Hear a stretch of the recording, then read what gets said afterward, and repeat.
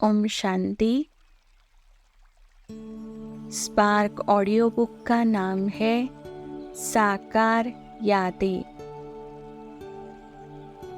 Part 10। Topic का नाम है भागीरथ बाबा। बीके जगदीश भाई जी, दिल्ली। 18 जनवरी का दिन हमारे मन में कई प्रकार की संस्मृतियाँ उभार देता है और कई प्रकार की भाव तरंगे पैदा करता है।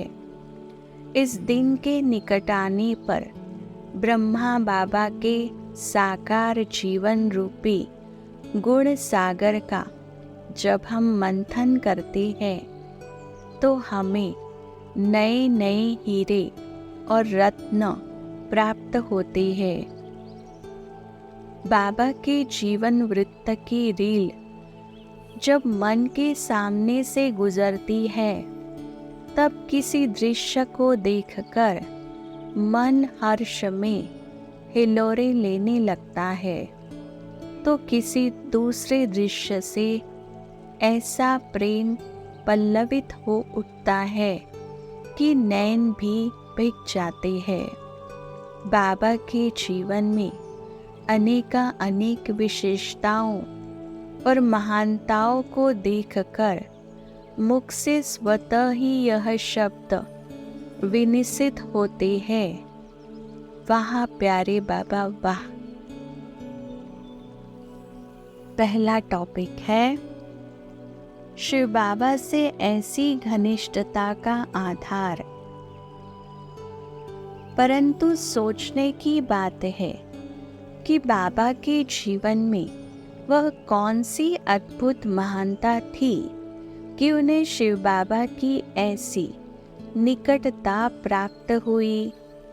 जब वे साकार रूप में थे तब भी शिव बाबा उनके तन रूपी कुटिया में उनके संग रहते रहे और जब से वे अव्यक्त हुए हैं तब से भी वे प्रकाशपुरी में उनके संग रहते हैं। शिव बाबा से ऐसी घनिष्ठता प्राप्त कराने वाली भी तो विशेषताएं ब्रह्मा बाबा में रही होंगी। शिव बाबा ने उन्हें ऐसा अपना बना लिया, उनसे ऐसी मित्रता जोड़ ली, ऐसा नाता बना लिया कि दोनों सदा अंग संग ही रहते रहे और अब भी एक साथ ही है।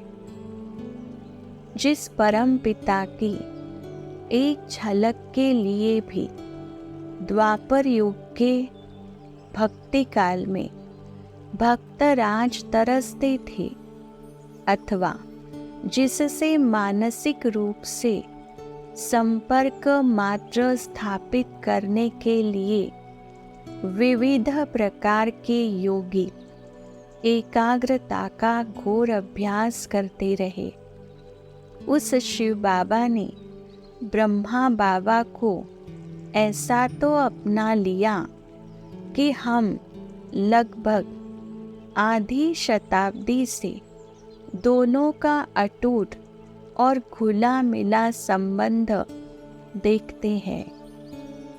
प्रभु प्रेम के कई आकांक्षी तो मुक्ति प्राप्त करने के बाद आत्मा के परमात्मा में लीन होने की असंभव बात कहते आए, परंतु साकार में भी प्रभु की ऐसी मैत्री, ऐसा पारस संग, ऐसी निकटता और अव्यक्त होने पर भी ऐसा मेल मिलन तो किसी ने सोचा ही नहीं होगा।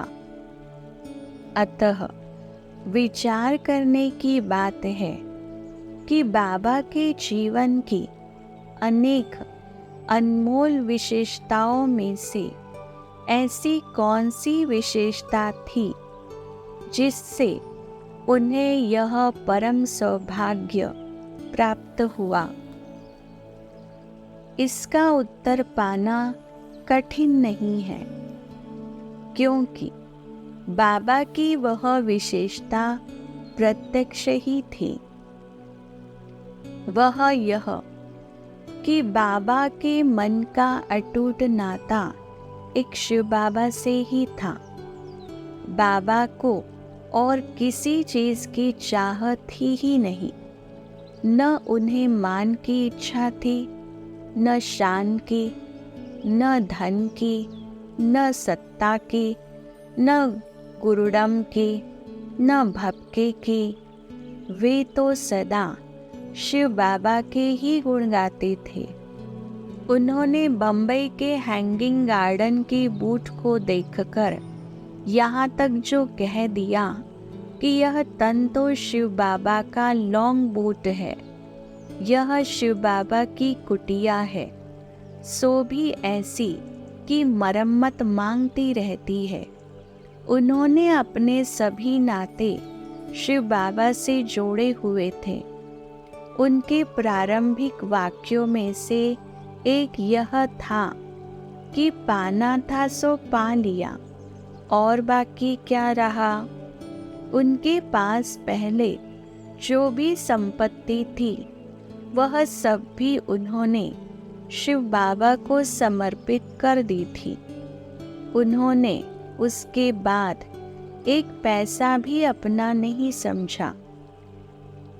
कई वर्षों तक वे अपने पत्रों के अंत में भी हस्ताक्षर से पहले लिखते थे, आज आकिंचन, कल विश्व महाराजन, बेगर टू प्रिंस। वे भोजन करते तो भी शिव बाबा की याद में अथवा शिव बाबा के साथ ही। मधुबन में तब प्रायः नित्य प्रति ही भोग लगा करता। ब्रह्मा बाबा कहते कि शिव बाबा के साथ मनाने के यही तो दिन है जब वे शिव बाबा के मनोमिलन और सूक्ष्म वार्तालाप की बात समझाते। तब शिव बाबा के प्यार में उनके हाव भाव देखने योग्य होते। उनके अपने व्यक्तित्व या व्यवहार से यदि कोई प्रभावित होता और महिमा करते तो भी वे यही कहते कि महिमा एक शिव बाबा की ही करो, जिसने हम सभी को उच्च बनाया है। हम तो कुछ भी जानते नहीं थे। शिव बाबा के बनाए हुए जो भी नियम थे और जो भी निर्देश थे, उनमें से किसी एक की भी रंच मात्र भी अवहेलना नहीं की। उनकी बातचीत से तथा दिनचर्या से बस यही महसूस होता था कि जैसे भक्ति मार्ग में वे श्री नारायण के चित्र को सदा अपने साथ रखते थे। अब परम पिता शिव का परिचय होने पर वे अपार प्रेम से शिव बाबा को ही अपना सर्वस्व मानकर उनको अपने साथ ही रखते हैं। गोया उनकी अटूट प्रीति थी। जो ज्ञान यज्ञ उन्होंने स्थापित किया, उसमें उनके लौकिक नज़दीकी संबंधी भी थे, परंतु अब बाबा के सभी घनिष्ठ संबंध प्रथमतः शिव बाबा से ही थे। अन्य सभी को वे शिव बाबा के वत्स समझकर संभालते थे। वे कहा भी करते थे कि जब प्राण तन से निकले तो केवल एक शिव बाबा की ही याद हो, और उससे पहले जीवन काल में उन्हीं के संग खाए, उन्हीं के संग बैठे, उन्हीं के साथ ही हमारे सभी नाते हो। यही उनकी ऐसी प्रीति थी जिस कारण से उन्हें शिव बाबा के इतने निकट होने का परम सौभाग्य प्राप्त हुआ। दूसरा टॉपिक है पिता तुल्य संरक्षण, स्नेह और सहायता देने में निपुण। शिव बाबा से ऐसी घनिष्ठता के कारण उनमें उत्तम गुण थे। एक मानव आत्मा होते भी वे अन्य सभी मनुष्यों से भिन्न थे। उनमें पितापन का प्रेम था। जैसे पिता अपने सभी बच्चों को अच्छा पद प्राप्त करते देख हर्षित होता है, वैसा ही हर्ष उन्हें होता था। संसार में हम देखते हैं कि यदि किसी व्यक्ति के बच्चे जीवन में उच्च स्थान प्राप्त कर लेते हैं तो वह सभी से यह कहते हुए खुश होता है कि उसका एक बच्चा डॉक्टर है, दूसरा प्रोफेसर है और तीसरा इंजीनियर। बच्चों में से तो कोई ऐसा भी होता है जो दूसरे भाई को अधिक पैतृक संपत्ति मिलते देखकर ईर्ष्या भी करता हो, या सांसारिक दृष्टि से कम संपन्न होने पर अपने दूसरे भाइयों से द्वेष भाव रखता हो। परंतु एक योग्य पिता की तो सदा यही इच्छा बनी रहती है कि उसके सभी बच्चे सुयोग्य हो और सदा सुखी हो। ऐसी ही भावना बाबा की अन्य सभी मानव आत्माओं के प्रति रहती थी। वे सदा यही कहते कि अमुक वत्स विवाहित होने पर भी पवित्र है, अतः वह सन्यासियों से भी आगे है। कोई बच्चा ऐसी उच्च और इतनी अधिक ईश्वरीय सेवा करता है कि वह बाप का दिल तख्त नशीन है। कोई इतना चरित्रवान है और गुणवान है कि बाबा भी उसकी महिमा करते हैं। वह वत्सों की महिमा करते हुए यह भी कह देते थे कि ये बाबा से अधिक सेवा करते हैं, अथवा यह अन्य आत्माओं को ज्ञान समझाने में बाबा से भी अधिक होशियार है। इस प्रकार दूसरी आत्माओं को तीव्र पुरुषार्थ करते देखकर अथवा जीवन में सफल होते देखकर वे खुश ही होते थे। फिर जैसे पिता अपने बच्चों का संरक्षक भी होता है, वे भी वैसे ही स्नेह एवं संरक्षण पूर्वक व्यवहार करते थे। वे प्रायः वत्सों को पत्र लिखकर उनका हर्ष, उल्लास, उत्साह और उमंग बढ़ाते रहते थे और उन्हें मार्ग प्रदर्शना देकर माया के कष्टों से उनका संरक्षण करते थे। यदि किसी का कई दिन तक पत्र न आता तो वे उसे विशेष रूप से स्नेह युक्त शब्दों में लिखते थे कि बच्चे, पत्र न आने से बाप को बच्चों की अवस्था के बारे में ख्याल चलता है, अतः जल्दी जल्दी पत्र लिखा करो। कितने ही लोग ऐसे हैं जो पहले अपने लौकिक संबंध तथा व्यापार में भी शायद ही कभी किसी को पत्र लिखते होंगे, परंतु अब बाबा के पत्र जब सेवा केंद्र पर आते और उनमें इनके लिए भी याद, प्यार, संदेश और निर्देश होते तो अब वे भी बाबा को स्नेह से पत्र लिखते थे। एक सांसारिक मनुष्य के पास तो तार कभी कभी ही आती है, और वह भी तभी जब कोई निकटवर्ती संबंधी सख्त बीमार होता है या किसी की मृत्यु हो जाती है। परंतु बाबा तो बच्चों को ईश्वरीय सेवार्थ संदेश देने के लिए तार कर दिया करते थे। इससे सहयोग और संरक्षण देकर बाबा ने आत्माओं का परमपिता शिव के साथ मन का स्नेह जोड़ा और उन्हें पुत्र तुल्य व्यवहार करना सिखाया। अलौकिक पिता का कर्तव्य निभाते हुए उन्होंने अलौकिक अर्थात आध्यात्मिक वत्स का नाता निभाने का पाठ पढ़ाया।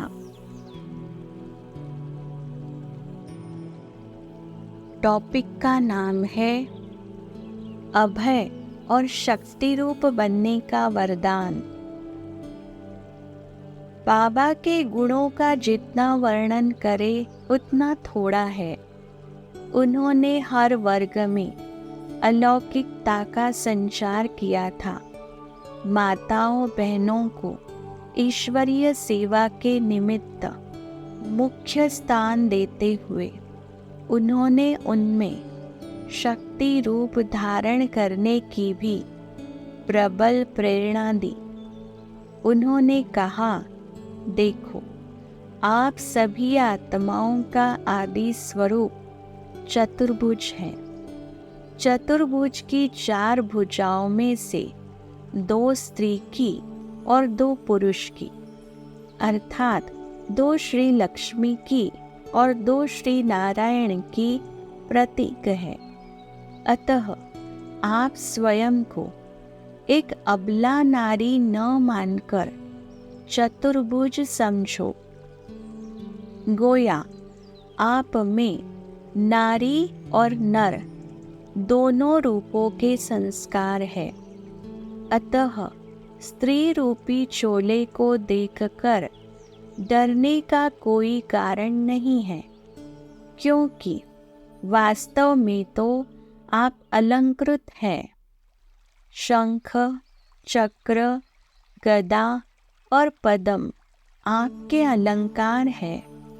इस प्रकार शक्ति रूप और चतुर्भुज रूप की स्मृति दिला दिलाकर कन्याओं माताओं को, जिन्हें लोग अबला मानते हैं और जो स्वयं भी स्वयं को नारी मानते हुए हीन भाव लिए रहती है, उन्हें ज्ञान शक्ति, योग शक्ति और पवित्रता की शक्ति देकर कल्याण के निमित्त अभय बनाया।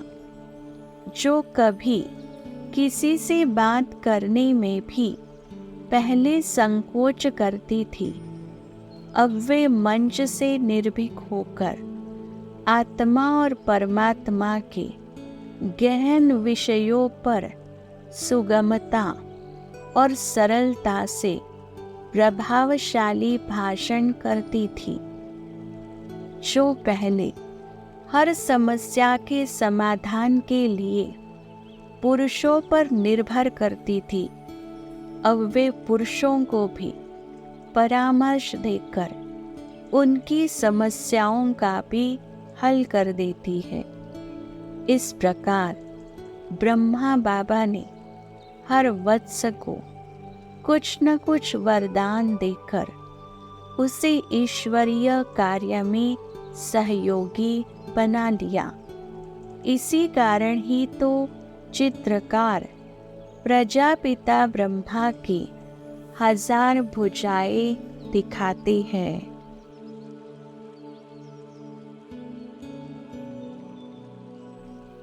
टॉपिक का नाम है सभी में योग्यता भरने की कला में निष्णात। वरदान देकर योग्य बनाना और ईश्वरीय सेवा में जुटाना तो ब्रह्मा बाबा की विशेष कला थी। किसी को उन्होंने भवन निर्माण कला में निष्णात और निपुण बना दिया कि उसने इतना बड़ा पांडव भवन, योग भवन आदि का निर्माण करा डाला, तो किसी अन्य को हिसाब किताब की कला सिखाकर अथवा शीघ्र नोट लेने का वरदान देकर लेखाधिकारी अथवा शीघ्र लिपिक बना दिया। जो पहले किसी स्कूल या कॉलेज में भी उस विद्या को नहीं पढ़े थे, उन्हें पढ़े लिखों से भी अधिक कुशल और अनुभवी बना डाला। यह बाबा की ही कमाल थी। आज वे वत्स इतने अलौकिक रूप से इतनी विशाल सेवा करने में तत्पर है कि उनके कार्य कुशल कलाकृत्य को देखकर लोग आश्चर्यान्वित होते हैं कि किसी कलह क्लेश और रगड़े झगड़े के बिना वे इतना विशाल कार्य करा रहे हैं। इस प्रकार हम देखते हैं कि वे योगियों में शिरोमणि तो थे और स्वयं गुणों से भरपूर भी थे, परंतु विशेष बात यह है कि वे दूसरों में गुण भरने, उन्हें वरदान देने, उनमें योग्यता लाने, उनकी उन्नति में खुश होने, उनको संरक्षण, स्नेह एवं सहयोग देने में भी कलावान थे। उनकी सदा स्थायी मुस्कान, उनके नेत्रों में शिव बाबा की याद की झलक, उनके महावाक्यों में माधुर्य और रूहानियत, उनके हर कदम में लोक संग्रह, इतना महान होने पर भी उनकी नम्रता, विकट परिस्थितियां सामने आने पर भी उनकी निर्भीकता एवं निश्चिंतता, उनकी सात्विकता, उनका संतोष और उनका झरझर करता हुआ प्रेम का शाश्वत झरना, उनकी अमिट प्रभु प्रीति और अटल निश्चय, उनका बहुमुखी व्यक्तित्व अद्वितीय ही था, जिससे कि वे मानव मात्र के पिताश्री बनने के पूर्णतः योग्य थे। टॉपिक है निराले बाबा। B.K. जगदीश भाई जी, दिल्ली। 18 जनवरी के साथ बाबा की यादें अटूट रीति से जुट गई है। उन यादों में अनेक वृत्तांत एक चलचित्र की तरह मानस चक्षु के सामने से गुजर जाते हैं। वे सभी चित्र जीवन पर एक विशेष प्रभाव छोड़ जाते हैं और ये मन भावन प्रभाव फिर ताज़ा होते रहते हैं।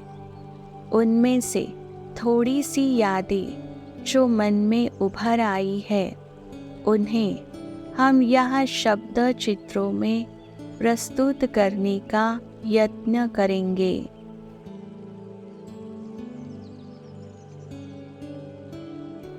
टॉपिक का नाम है नेष्ठी और देहातीत बनाने वाली शक्तिशाली दृष्टि। मधुबन में बाबा के सम्मुख अनेक बहन भाइयों को बैठने का सौभाग्य प्राप्त हुआ ही है और सभी के अनुभव भी सुनने के योग्य है। बाबा के सम्मुख बैठने का सौभाग्य लेखक को भी बहुत बार प्राप्त हुआ। हर बार के अनुभव की एक अनोखी ही दास्तान और एक निराली ही कहानी है। सन 1955-56 में मधुबन में थोड़े से ही बहन भाई थे। तब मधुबन में भोग के समय भी हम थोड़े से ही लोग मातेश्वरी और पिताश्री जी के सामने बैठी होते। तब हम बाबा से दृष्टि लेने पर जो अनुभव करते, उस निराले अनुभव का स्मरण करके आज भी रोम रोम में एक बिजली सी लहर सी दौड़ती हुई मालूम होती है।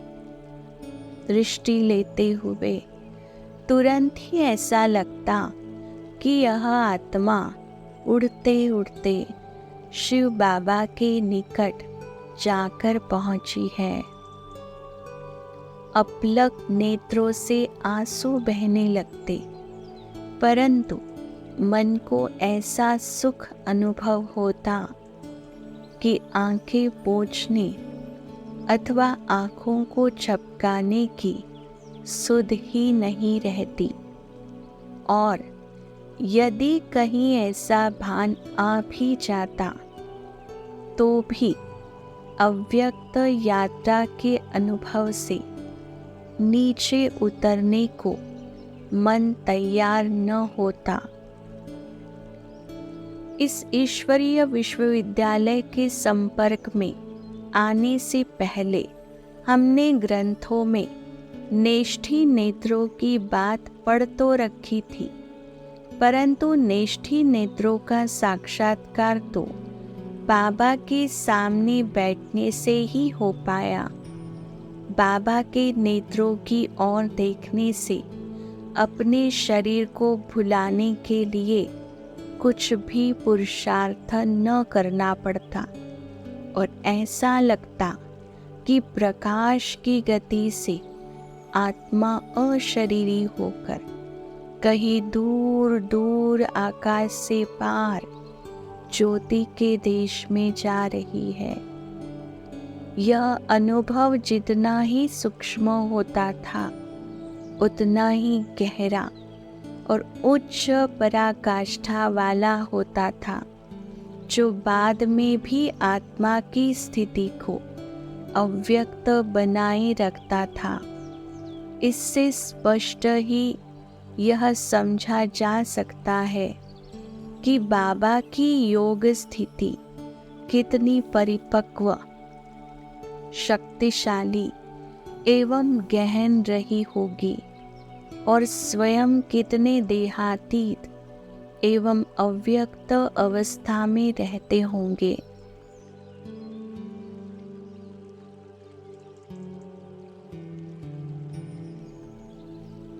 अच्छा, ओम शांति।